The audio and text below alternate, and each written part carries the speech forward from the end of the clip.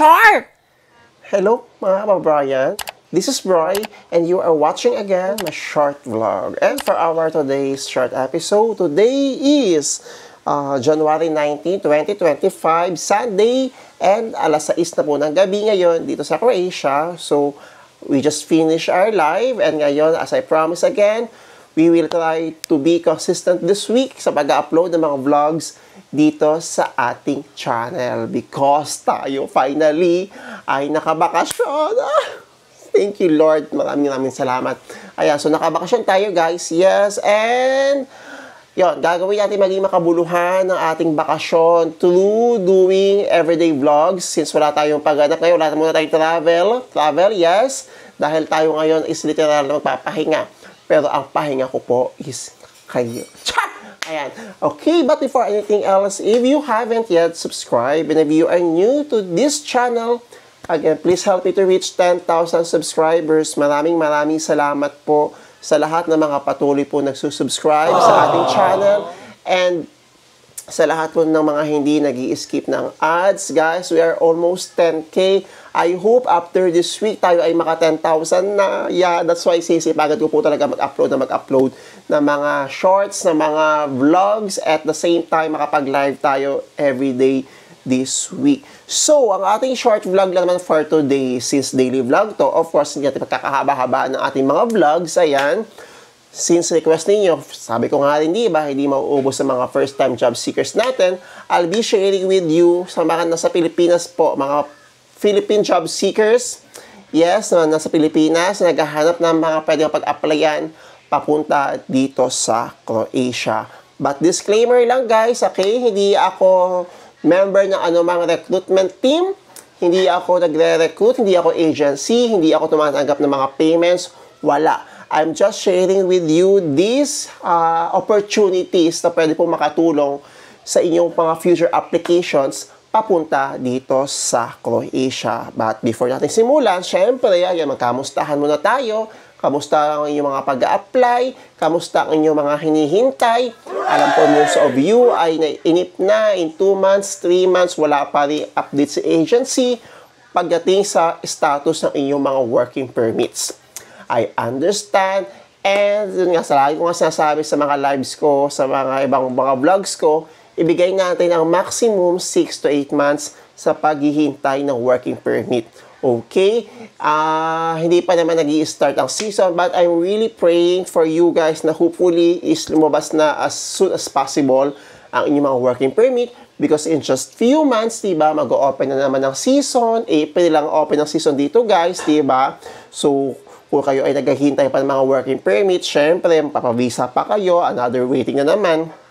So, hopefully talaga is lumabas na ang inyong mga working permits and visa. So, sa mga nakalabas na mga visa, nakapagpa-visa na, congratulations in advance sa inyong lahat. Yes, kayo ay malapit na makapunta ng Croatia. So, tanong ng iba sa inyo, kapag ba nakapagpa-visa na, ilang days o gaano katagal ang paghihintay ng visa? Like kung hindi sinasabi, pinakamabilis is 1 week, ang pinakamatagal is 3 months. Now, paano po kapag bumalik na yung passport sa atin with our visa, gaano po katagal bago makalipad? Usually, magpipidos muna kayo, di ba? So, let's say 1 to 2 weeks is makakaalis na kayo ng Pilipinas. Yes, sana all ba Croatia? Baka naman. Char, ayan. So, ako naman, guys, since ako ay nakabakasyon, actually, di ba sabi ko nga sa recent vlog ko, may nilulook forward pa akong bakasyon. Supposed to be last week ng January yung bakasyon ko, but napaaga, so hindi ko na tinanggihan dahil ako talaga rin ay burnt out na kaagad. Pero I'm thankful naman na tayo ay pinagbakasyon. Yun nga lang talaga is kailangan ko, gusto ko lang magpahinga na. Hindi mamahinga ng panghabang buhay. Isang linggo is enough, pero yun nga, hopefully may bakasyon pa ulit tayo. Mukha akong bakasyon. Yes, kasi nga may mga bakasyon pa tayong hindi nagagamit. And yun yung maganda kapag nagwo-work kayo sa supermarket, kailangan nyo magamit yung mga bakasyon ninyo. Hindi yan para lang maipon ng maipon and then gamitin nyo kapag hindi nyo nagamit. No, kailangan by February or March, before mag-March, tapos na ang mga bakasyon. Kailangan lahat kami is nagamit na ang mga bakasyon. So, gaano ba katagal ako sa supermarket ha? Gaano ako katagal bago magkaroon ng bakasyon? Diba? Kailangan niyo po sa supermarket, kung kayo is ma-hire sa company ko, lalo sa mga sa Middle East, na alam niyo naman ko ng company ko sa Croatia, diba? So, kailangan niyo maka-deploy ng at least 6 months bago kayo mag-grant ng vacation with pay.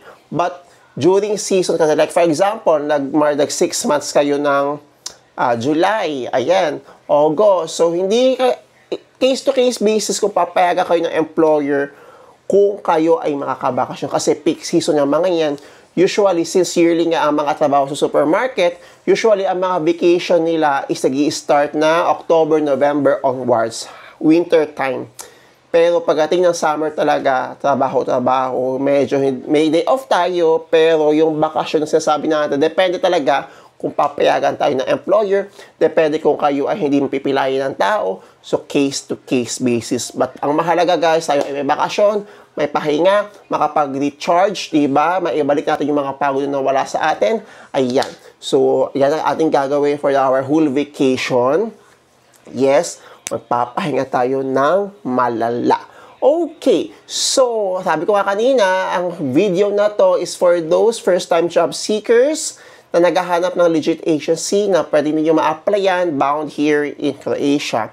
So I know na most of you, napakarami ka. Bakit ako nag-i-stick sa agency na to guys? Again, disclaimer, hindi po ako po-promote. Okay, hindi ako member, hindi ako related sa anumang agency. I'm just sharing with you these guys na pwedeng makatulong sa inyo para makapag-apply kayo. So, ang Premier Global Recruitment sa Makati, ayan, is ang dami mga openings bound for Europe. So, actually, nandito na siya sa akin.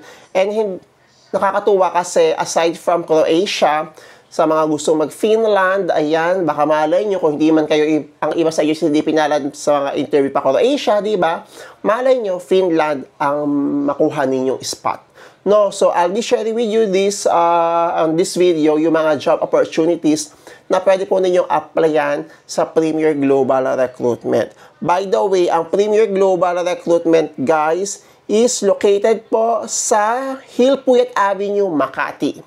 Yes, sa Makati. So, you can check their Facebook page. Ito ang kanilang Facebook page, guys. Ayan.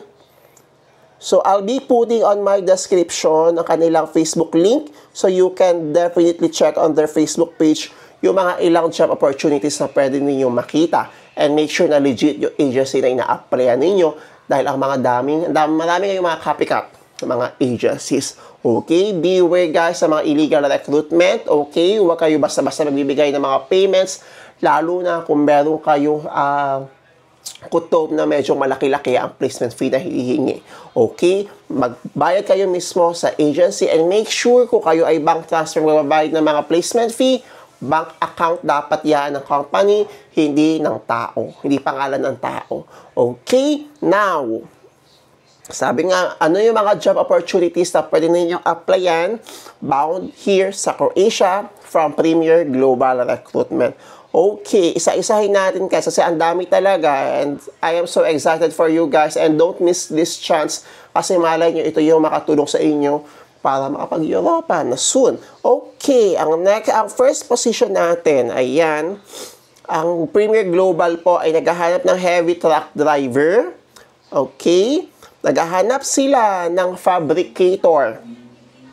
Naghahanap sila ng light vehicle driver. Ayan. Naghahanap din sila ng HVAC electrician. Ayan. Naghahanap sila ng bus driver. Okay. Naghahanap sila ng welder, ng butcher.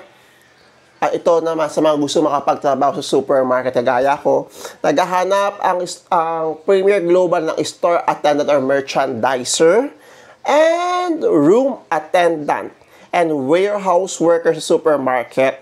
Ayun. So, napakarami, diba? So, you can check the description, yung qualifications, yung mga requirements na kailangan yung isubmit if you'll be applying sa Premier Global.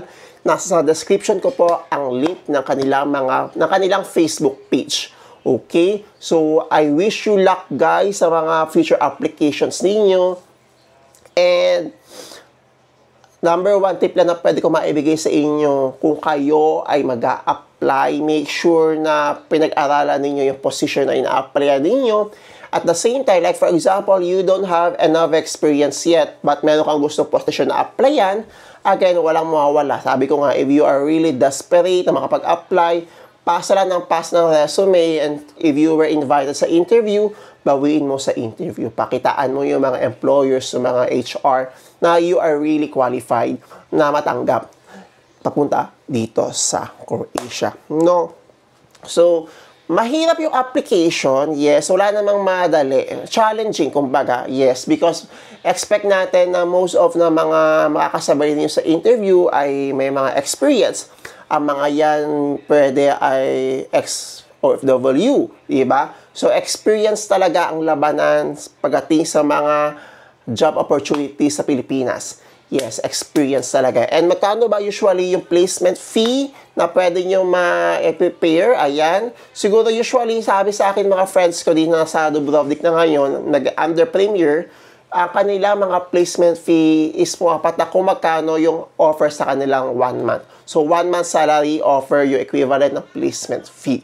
Okay? Maghanda rin kayo niyan. And make sure din na kayo ay ready sa pagpapamedical.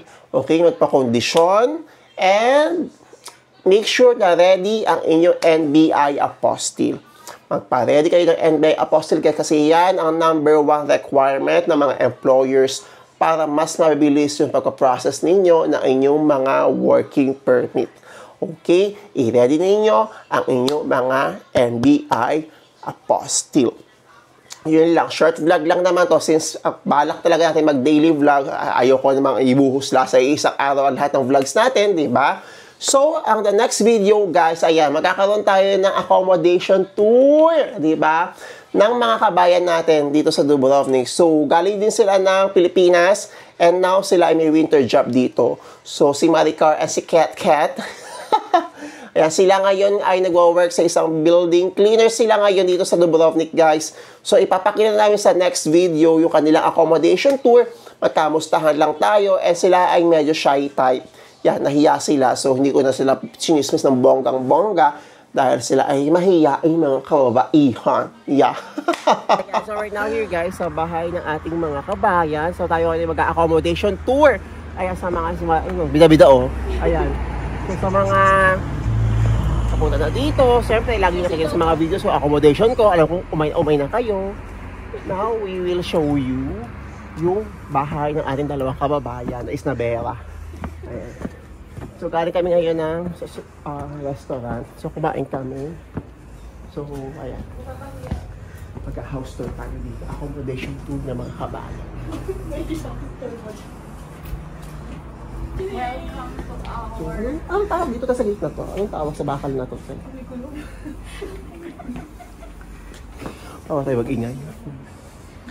So, ito po yung accommodation. Anong tinatago mo dyan? Wala, si Arlo. Ito dalawang kabayan. Okay na to for 2. Maliit na maganda na. Spacious naman siya. Enough naman yung space. Yeah. Meron kayo binabayaran dito today? Wala. Meron kayo binabayaran? Wala. Wala. Sagot na ito. So, double deck sila. Wala ka rin. May ano dun. So, wala tayong nakikita mga nakatagong mga kukalit dito. Oh, diba? Oo, baby. Saan yung banyo nyo? Ganda. Kaya yung ice cream na sa ano, refrigerator na sa may kubeta yung ice cream. Bakit ganyan? Ano naman? Ako, nakakala ko ice cream. So, mayaman sila kasi naka-agbogyo sila dito. Tokwa pa. Diba? Nakaangat-angat ang mga kabayan natin. Although kulang sa dilig yung kanilang halaman dito. Artificial yan. Ay, di ba? Akala ko kasi kung totoo yan. Ayan. So, ayan. Okay lang ito. Oo, kasi okay naman yung kanin nila. Nakakakain sila normal dito. At ang kanilang kaldero. Oh, mayaman. Diba? Mayaman ang employer. Sana all talang talaga. So, paglabas yun, syempre dito. Dito sila mahilig mag-date ng mga kanin na hindi naman bahaw na mga kailangan mag-iingat agad. Can't touch it ito. Ref natin. Ay, Diyos ko yung ref. So, ano ulaban yung wait lang, alay ko muna. Oh my God! Oh, mayaman. Oh, di ba? May hotdog, may manok. Sana all na lang talaga. Te, ang manok ninyo, balutan ninyo ng ano, plastic. Kasi ano to, na basta balutan nyo na lang. Ayan. And then, anong laman na ito? Oh my God! Nakaangat-angat, malinis. Pinaghandaan nila yung ano, ref natin. Uy, dyan malinis ang laman. Oo, malinis. Huwag kayo. Mayaman, 3,000 ang sahod. Ito silang wine dito. Galing ano yan? At may kimchi. Oh, may mga talong. May gatas. Mayaman. Maganda accommodation nyo, te. Satisfied naman kayo sa accommodation nyo. Yes. Diba? Tama-tama ito kay Kat-Kat. Kasi hindi niya kailangan yumuko. Diretso lakad na lang siya pahinga ng kama. Diba? Yeah. Makain na lang candy. Nakakapag, ano kayo dito? Nakakapag-ingay kayo? Oo, ito. So, at trabaho nila dito guys ay, ano ba trabaho nyo dito? Babalik kayo ng isla ng summer. So, sila ay seasonal dito so guys for winter. So, ang trabaho nila, kung alam niyo yung building na pinapasukan namin, ando doon sila. Yeah. Sila yung laging talaga sa TikTok ko. Yung mga pinagkakakitaan ko. Anyways, ayan.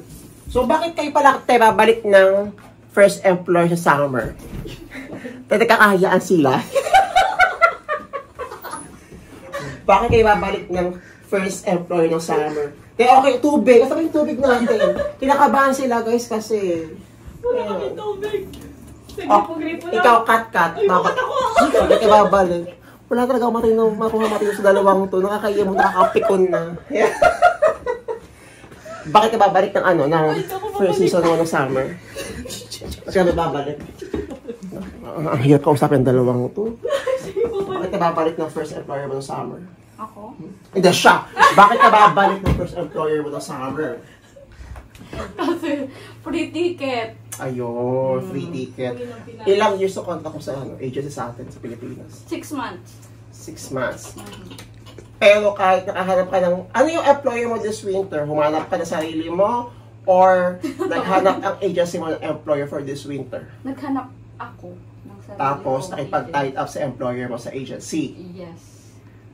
Tama? Okay. Oo. Diba? Namumutla na siya. Oh my God. Bakit kasi on the spot yung... Oo, biglaan lang to guys kasi wala talaga. Kasi gusto ko lang makita accommodation nila. Pero sabi ko kapag kakakita ako yung mga Pinoy dito, so gagawin ko na talaga siya. And the last ko pang tanong, te. Ano ang trabaho mo nung summer sa isla? Ate. So,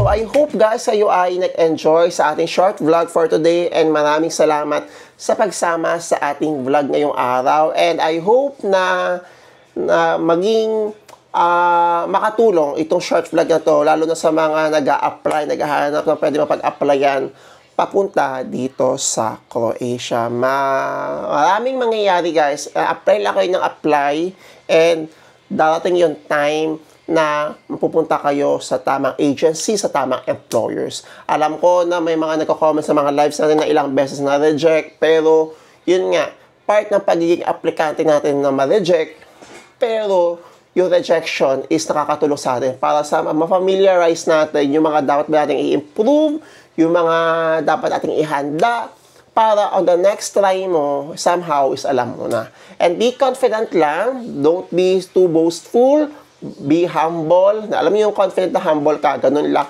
And smile throughout your interview. Okay, good luck sa inyong mga future applications. I hope na lahat na nanonood ng vlog na to ay makapasa sa inyong interview sa Premier Global. I-claim natin yan. I hope sa lahat ng mga nanonood ng vlog na to ay makapunta na rin kayo ng Croatia very, very soon. Type nyo yan sa comment section. I-claim natin yan. i-manifest natin yan na one day kayo ay nandito na rin sa Croatia. If you have any more questions or suggestions, i-comment nyo lang sa ating vlog for today. And sagutin natin yan through comments and malay nyo yan ang ating maging next content dito sa ating channel. Again guys, please help me to reach 10,000 subscribers. Maraming salamat po in advance. We are almost 10K. And thank you sa mga hindi po nag-i-skip ng ads sa ating mga videos na ina-upload dito sa ating channel. Again, this is Brian Jan Lubis guys, and I see you soon dito po sa Croatia. So I will see you guys on my next vlog. Ciao! Ciao! Amen!